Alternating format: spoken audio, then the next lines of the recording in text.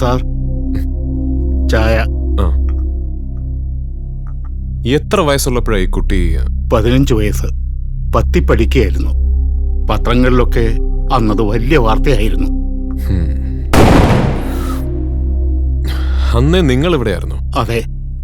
അതായത് സുദക്ഷണ കൊല്ലപ്പെട്ടത് മുതൽ ദക്ഷ മരിച്ചത് വരെ ഈ വീട്ടിൽ നടന്നിട്ടുള്ള എല്ലാ കാര്യങ്ങളും അറിയാവുന്ന ഒരാൾ കൂടിയാണ് നിങ്ങൾ, അല്ലേ? അച്ചോട്ടാ,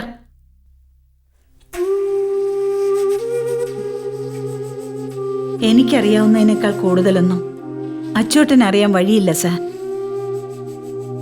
എന്തു വേണമെങ്കിലും സാറിന് എന്നോട് ചോദിക്കാം. ഓക്കെ. സ്വാഭാവികമായും എനിക്കറിയേണ്ടത് ദക്ഷയെക്കുറിച്ചാണ്. എന്തായിരുന്നു അവൾ? അല്ലെങ്കിൽ എന്തിനായിരുന്നു അവൾ? ഇതിൽ ആദ്യത്തെ ചോദ്യത്തിന് ഉത്തരം തരാൻ ഒരുപക്ഷെ എനിക്ക് കഴിഞ്ഞേക്കും. എന്റെ ഭർത്താവ് ശിവദാസ് ഒരു ആക്സിഡന്റിൽ മരിക്കുമ്പോൾ ദക്ഷയ്ക്ക് 6 സുദക്ഷണയ്ക്ക് 12 വയസ്സായിരുന്നു പ്രായം. അന്ന് ഞാനും അദ്ദേഹവും ഒരേ കോളേജിൽ, ഒരേ ഡിപ്പാർട്ട്മെന്റിൽ അധ്യാപകർ. കണക്കിലേറെ സ്വത്തുണ്ടായിരുന്ന ഒരച്ഛന്റെ ഏക മകളായിരുന്നിട്ടും, ജീവിക്കാൻ നല്ലൊരു ജോലി ഉണ്ടായിരുന്നിട്ടും, ഒരാൺതുണയില്ലാതെ ഭർത്താവ് മരിച്ചൊരു സ്ത്രീക്ക് കഴിഞ്ഞുകൂടാനാവില്ലെന്ന മിഥ്യാബോധം എപ്പോഴും എന്നെയും പിടികൂടി. കോളേജിൽ അദ്ദേഹത്തിന് പകരക്കാരനായി വന്നാൽ എന്റെ ജീവിതത്തിൽ അദ്ദേഹത്തിന് പകരക്കാരനായി. അവിടെ മുതൽ എനിക്ക് പിഴച്ചു തുടങ്ങിയിരുന്നു. ലോകത്ത് പെണ്ണായി പിറന്ന എന്തിനേയും ദുഷിച്ച കണ്ണോടെ മാത്രം നോക്കിയിരുന്ന ഒരു നെറുകെട്ട മനുഷ്യൻ സ്വന്തം മകളെപ്പോലെ കാണേണ്ടിയിരുന്ന എന്റെ സുദർശനെ ദക്ഷയുടെ കൺമുമ്പിൽ വെച്ച്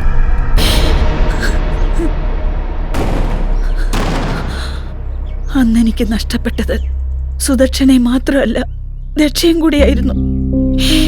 ആ സംഭവത്തിന് ശേഷം അവൾ എന്നെ അമ്മയെന്ന് വിളിച്ചിട്ടില്ല. 3 വർഷങ്ങൾക്ക് ശേഷം കുറ്റക്കാരനല്ലെന്ന കണ്ടെത്തലോടെ കോടതി ആ മനുഷ്യനെ വെറുതെ വിട്ടു. വിധിയറിഞ്ഞ് കോടതിക്ക് പുറത്തെത്തിയ അയാളെ കയ്യിൽ കരുതിയിരുന്ന ഒരു കത്തിയുമായാണ് ദക്ഷ നേരിട്ടത്. ഭാഗ്യം കൊണ്ട് അന്ന് അയാൾ രക്ഷപ്പെട്ടു. പിന്നീട് അയാൾക്ക് നേരെ എന്തെങ്കിലും ശ്രമങ്ങളുണ്ടായോ ദക്ഷയുടെ ഭാഗത്തു നിന്ന്? എന്റെ അറിവിൽ ഒരു തവണ കൂടി ഉണ്ടായിട്ടുണ്ട്. അവള് +2 പഠിക്കുമ്പോൾ ടൗണിലെ ഒരു ബുക്ക് സ്റ്റാളിൽ വെച്ച്. മരിക്കുന്നത് വരെയും ഈ രണ്ടാനച്ഛനോടുള്ള പക, ഐ എം സോറി, എനിക്ക് അയാളുടെ പേരറിയില്ല. ഐസക് പണിക്കർ. മിസ്റ്റർ ഐസക് പണിക്കരോടുള്ള പക ദക്ഷയുടെ മനസ്സിൽ പഴയതുപോലെ തന്നെ ഉണ്ടായിരുന്നു? പഴയതുപോലെന്നല്ല, ദിവസം ചെല്ലുന്തോറും അവൾക്ക് അയാളോട് പക കൂടുകയായിരുന്നു. അതായത് ദക്ഷ ഒരു കൊലപാതകത്തിന് ഒരുങ്ങുമ്പോൾ അവളുടെ മനസ്സിൽ ആദ്യം തെളിയേണ്ടിയിരുന്നത് ഐസക് പണിക്കറുടെ മുഖമാവണം. അതെ. പിന്നെ അതിനിടയ്ക്ക് ബാലഗംഗാധരൻ എങ്ങനെ കയറി വന്നു? ദക്ഷയ്ക്ക് അയാളോട് ഇത്ര പക തോന്നാൻ എന്തായിരുന്നു കാരണം? എനിക്കറിയില്ല സർ. പക പോയിട്ട് ദക്ഷയ്ക്ക് അയാളെ പരിചയം പോലും ഇല്ലെന്നുള്ളത് എനിക്ക് ഉറപ്പാണ്.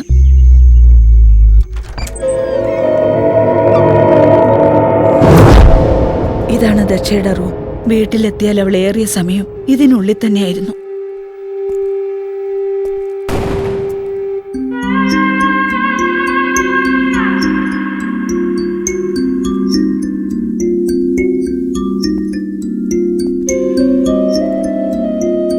ഈ സിസ്റ്റം ദക്ഷയുടേതാണോ? അതെ. Can I? Please.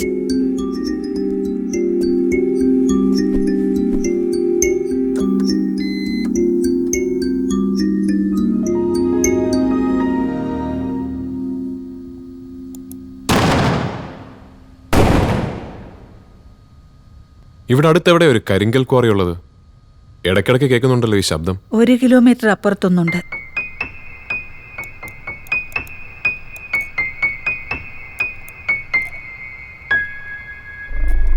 weaponsworld.com, firearmblog.com, totaldestroyer.com, armsandammunitions.com.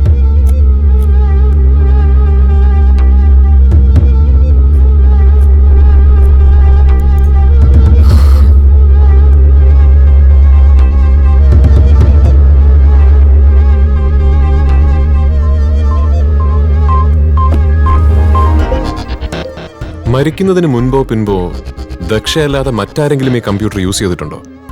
ഇല്ല, ഇത് അവളുടെ മാത്രമായിരുന്നു. ഓക്കെ. എന്താ സർ, എന്തെങ്കിലും കുഴപ്പം? ഹേയ്, ഒന്നുമില്ല. നത്തിങ്. ഈ അച്യുതൻ നായരല്ലാതെ ഇവിടെ മറ്റാരും ഇല്ലേ സഹായത്തിന്? കുക്കിങ്ങിനും അകമ്പണിക്കുമായി ഇവിടെ അടുത്തുള്ള ഒരു സ്ത്രീ വരും. പറമ്പിൽ എന്തെങ്കിലും പണിയുണ്ടെങ്കിൽ ഒഴിവുള്ളപ്പോ അവരുടെ ഭർത്താവ് വന്ന് ചെയ്യും. അയാൾക്ക് ക്വാറിയിലാണ് സ്ഥിരം പണി. എന്താ അയാളുടെ പേര്? കേളു.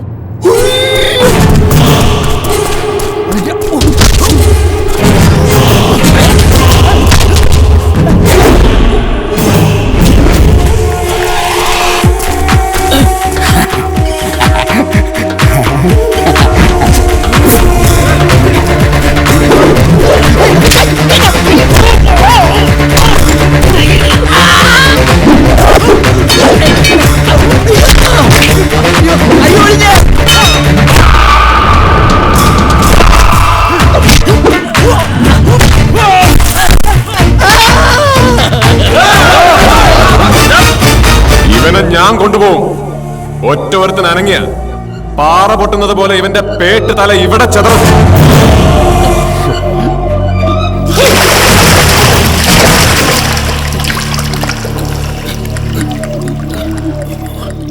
ബാലഗംഗാധരനെ കൊല്ലാനും അതിലൂടെ സ്വയം ഇല്ലാതാകാനും ദക്ഷ ഉപയോഗിച്ച ബോംബിൽ 40% അടങ്ങുന്നത് ഗൺ പൗഡറാണ്. അതായത് പാറ പൊട്ടിക്കാനും മറ്റും ഉപയോഗിക്കുന്ന നല്ല നാടൻ വെടിമരുന്ന്. ഇവിടെ എനിക്കറിയേണ്ടത്, കേളു ദക്ഷയ്ക്ക് കൊടുത്തത് വെറും വെടിമരുന്ന് മാത്രമോ, അതോ വെള്ളാരം കല്ലും അലുമിനിയം പൗഡറും കുപ്പിച്ചില്ലും ചേർത്തുണ്ടാക്കിയ 2 കാറുകൾ പൊട്ടിച്ചെതറാൻ മാത്രം പ്രഹരശേഷിയുള്ള ഒരു റിമോട്ട് കൺട്രോൾഡ് ബോംബോ? എന്റെ പൊന്നു സാറ്, വെടിമരുന്ന് പോയിട്ട് ഒരു കമ്പിത്തിരി പോലും ഞാൻ ആ കൊച്ചിന് കൊടുത്തിട്ടില്ല. അതിന് മുഴുത്ത വട്ടായിരുന്നു സാറ്. വട്ട് മൂത്ത് അളന്തെങ്കിലും കാണിച്ചു കൂട്ടിയേനെ. അതിനിപ്പോ ഞാൻ വേണോ സമാധാനം പറയാൻ? നീ പോലീസുകാരോട് നോ.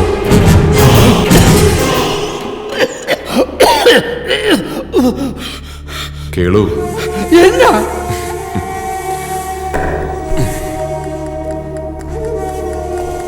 നീ ഇതുവരെ പ്രതിയായതുപോലെ അടിപിടിയും കള്ളവാറ്റൊന്നും അല്ല കേസ്. കൊലപാതകമാണ്, അതും സൂയിസൈഡ് ബോംബിംഗ്. ഇപ്പൊ നീ ഞങ്ങളോട് സഹകരിച്ചില്ലെങ്കിൽ പിന്നെ പാവം കേരള പോലീസ് ആവില്ല നിന്നെ ചോദ്യം ചെയ്യുന്നത്. അങ്ങ് ഡൽഹി എന്നുള്ളവരായിരിക്കും. പിന്നെ തീവ്രവാദി എന്നും പാകിസ്ഥാൻ ചാരനെന്നും ഒക്കെ പറഞ്ഞ് ആയുസ് മുഴുവൻ അകത്ത് കിടക്കേണ്ടി വരും. അയ്യോ, അതൊന്നും വേണ്ട സാറേ, ഞാൻ പറയാം. എനിക്കറിയാവുന്നതെല്ലാം ഞാൻ പറയാം. പറ. ആ കൊച്ച് ഈ വേണ്ടാതീനമൊക്കെ കാണിക്കുന്നതിന് ഏതാണ്ട് ഒരാഴ്ച മുമ്പ് നായര് പറഞ്ഞിട്ട് 2 വാഴക്കുല വെട്ടാനാ ഞാൻ ആ പറമ്പിൽ ചെന്നത്. ഇതാരും രക്ഷക്കുഞ്ഞോ?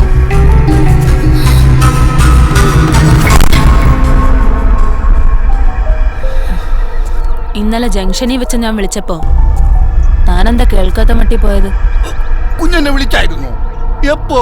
ഈ വളിച്ച മോന്തയും വെച്ചോണ്ട് എന്നോട് വിളവിറക്കല്ലേ? അത് പിന്നെ കുഞ്ഞ്, ഇന്നലെ ഞാൻ ഇത്തിരി പരുവക്കേടിലായിരുന്നു. ഈ മാട്ടച്ചാരായി ഓടിച്ചോണ്ട് ഞാൻ എങ്ങനെയാ കുഞ്ഞിന്റെ മുന്നിലോട്ട് വന്ന് നിൽക്കുന്നത്? കുടിച്ചിട്ടിപ്പോഴെന്താ മാധവിയെ തല്ലാറുണ്ട്? അതൊക്കെ പണ്ട്, ബുദ്ധി ഉറക്കാത്ത കാലത്ത്. ഇപ്പൊ അവൾ എനിക്കെന്റെ ജീവനാ, ജീവന്റെ ജീവൻ.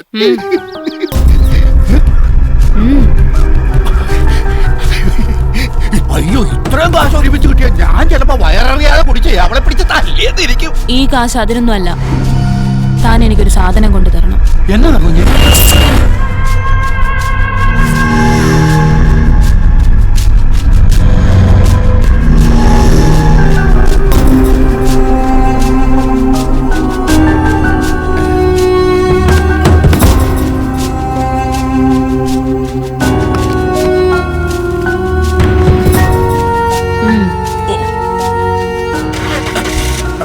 കുഞ്ഞേ, എന്റെ അങ്ങേ അവളും മൈത്രി കൊച്ചമ്മയൊന്നും ഈ കാര്യം അറിഞ്ഞു പോരുത്.